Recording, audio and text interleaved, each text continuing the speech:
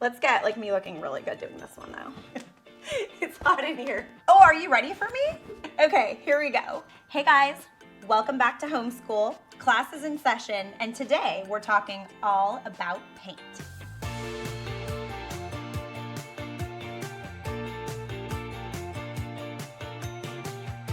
As a seasoned interior designer, I know paint.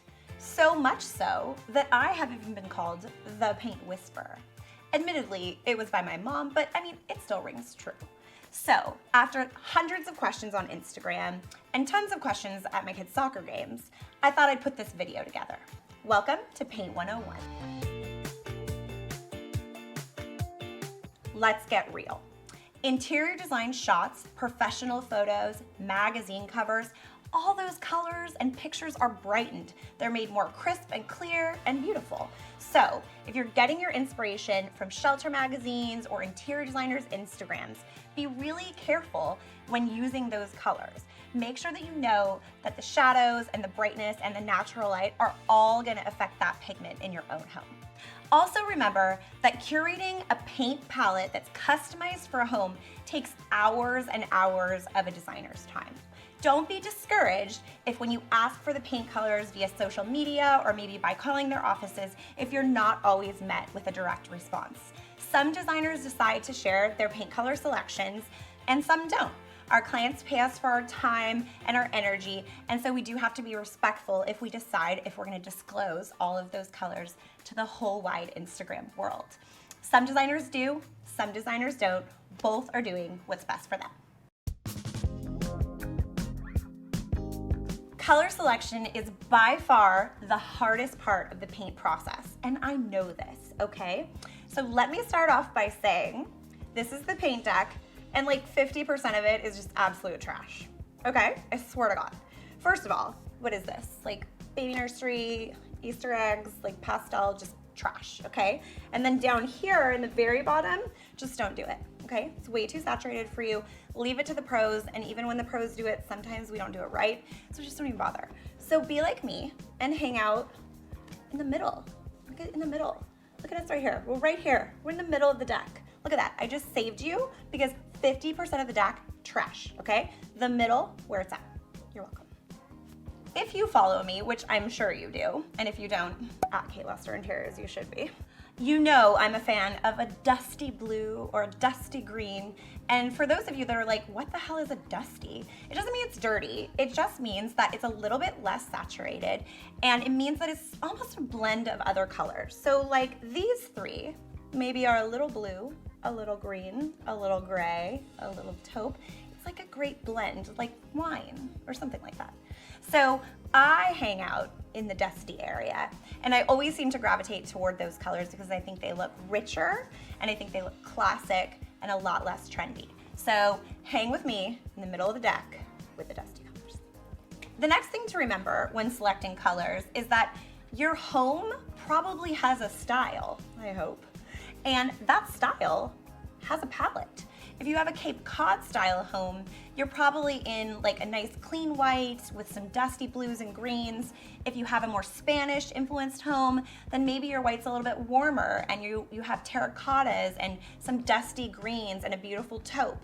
If you have a modern farmhouse, then contrast is key with a crisp white and maybe a really great black and some navy as accents. So we'll talk more about that later, but your home has a palette, trust me. Sampling is so important. Oh, you don't need samples, you say? Like, you saw this on my Instagram, you know it's gonna be great for your house? No, that's not true. You're not sure yet. So you should always do samples. Sample pots are like $10. Repainting your whole room is like more than $10. This is not a sample. Do not tape this on your wall, because this is not a direct reflection of what will happen if you paint the whole room, okay? So what we like to do is paint a really big swatch of white paper in the sample color, and I actually do 2 or 3 per room. Then I tape them up on all the different walls and actually look at the colors morning, noon, and night, because I'm crazy. But the color changes when the light changes, when the day changes, and when you get the shadows and reflections. So it's good to look at the colors all day long, live with them for a night, then decide. Also, don't do 30 samples, narrow it down to 3. Because if you have too many samples up there, you're gonna get discouraged and you're never gonna pick the right one. So trust me, do a big sample, not this one, and invest in a sample pot. It's totally worth it. What is color matching, you ask? Well, let's say you go to my Instagram and I've picked a paint color that you love, of course, but it's from a brand that is uber expensive. Maybe it's a European brand that you can barely get in your city, or you have to order it and it's like $1 bajillion a gallon. So your painter says, don't worry, I can match it. Do you think that will be okay? Yes, I say, no problem. But do remember a few things if you're gonna go forward with color matching. They're not gonna be able to match the color 100% exactly. So I say, again, get a sample, like get 2. Really make sure you love that color as it is matched, and it's not gonna be exactly the same formula from the bougie brand, okay? It might be fine, you might love it, but just get a sample to be sure. Number 2, another thing to remember is that if you've matched a paint color, touch-ups and repainting get a little more tricky. If you go back to that same vendor and request that color match, you never know if it's gonna be exactly the same because they're kind of using their own formula. So I will say that if it's for something smaller that you know you're not gonna be touching up as frequently, then go with the color match. If not, it's better to just find an existing color that you really love from a vendor that is in your price range. In simplest terms, a sheen is a glossiness factor. It's how shiny or matte the paint is gonna be on the surface to which you're applying it. High gloss and semi-gloss sheens are usually recommended for trim and doors and baseboards, maybe even cabinets. However, high gloss is exactly that. It's real shiny. So most people tend to gravitate toward like a semi-gloss instead for those areas because it is easier to clean all around. Satin sheens are often used for cabinetry and sometimes interior walls. They're easier to clean than a matte or a flat or even an eggshell. It makes them more appealing for high traffic areas such as a kitchen, a bathroom, or a bar area.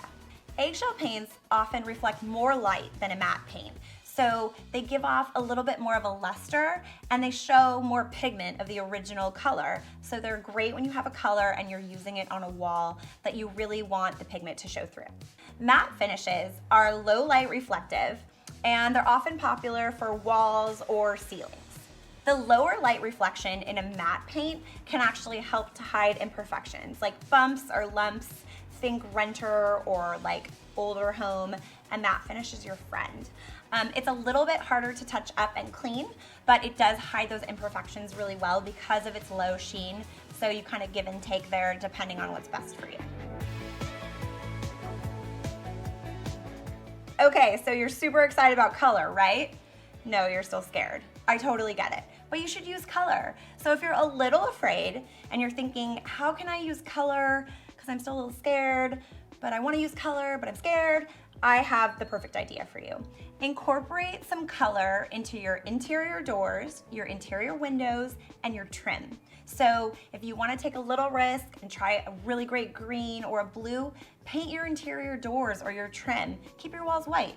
It's a little bit easier and safer, and it still gives you a pop of color and added interest, and plus it's different, it's unique. Your neighbor doesn't have blue trim unless I did their house, then they have blue trim. But I think you should try it. It's a great way to add a little bit of contrast without totally jumping in, and once you see it, you'll love it and you'll keep going. Oftentimes, I will even use 2 paint colors, different colors, for doors and trim. So that way, as long as they're complementary, you get added dimension and added character without doing anything really scary. And as long as they're complementary, they work well together and you get that added pop.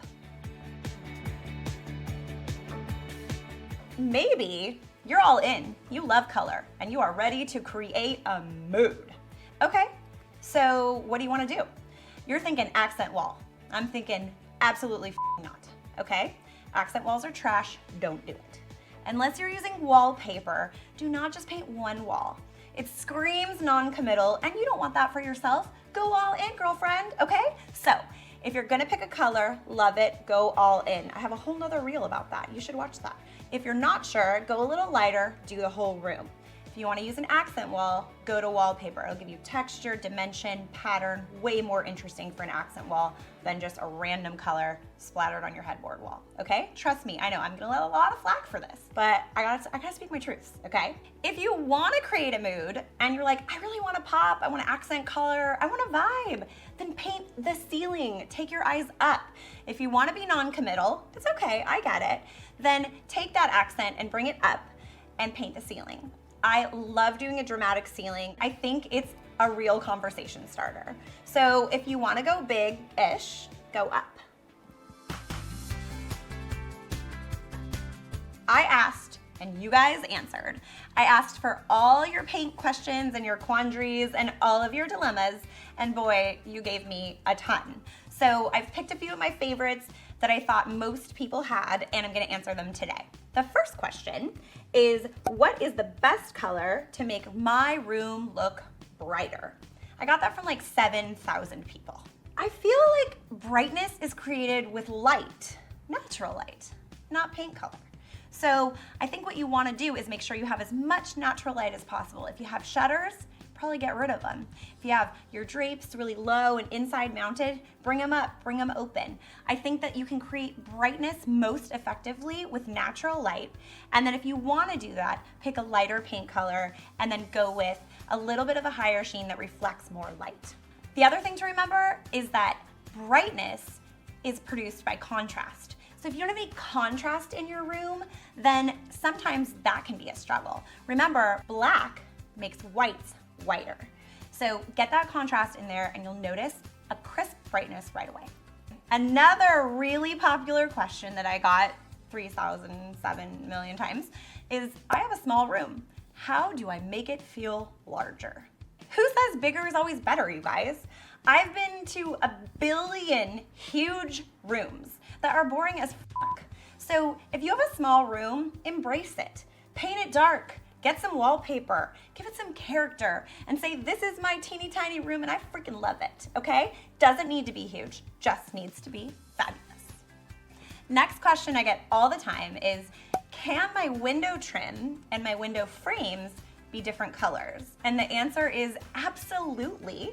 So if you're gonna pick a darker window like a black or a navy blue, or maybe you're gonna go with a taupe color, then have some fun and paint your trim a complementary color. So if you're going with black windows, maybe you can paint your trim a taupe or a light blue. Or if you're going with a blue window, maybe you wanna go with a gray window casing and trim. It adds dimension and contrast, and it's a super easy way to make a statement without feeling too scary. The next question I get all the time is, great, I need more help. Do you do paint color consultations? I just need you for like an hour. Okay, I totally get it. You just need me for like an hour, but I only have so many hours in the day, and I already haven't seen my daughter since last Thursday. So I created the homeschool paint guide just to solve these problems. The paint guide is actually better than a color consultation because it's like a 17-page paint Bible. I give you not only 50 of my actual favorite paint colors, but I also give you color palettes by style. So maybe if you have a Cape Cod house now, but you're buying a farmhouse, you have a palette for both in your pocket. The greatest part about this paint guide is that it's totally downloadable, and it even has a mobile version. So you can take it with you to the paint store, or when you're at your house, or when you're building your house, and you have all those colors right at your fingertips, as well as all of my suggestions. So it's like having me in your pocket with you at the paint store without all that foul language. So it's better, it's cheaper than a paint consultation. Live it, love it, learn it, buy it. Use code HOMESCHOOL for 20% off. Yay. Okay, well, you made it to the end. You all passed. Stay tuned for our next lesson, and thanks for coming to Paint 101.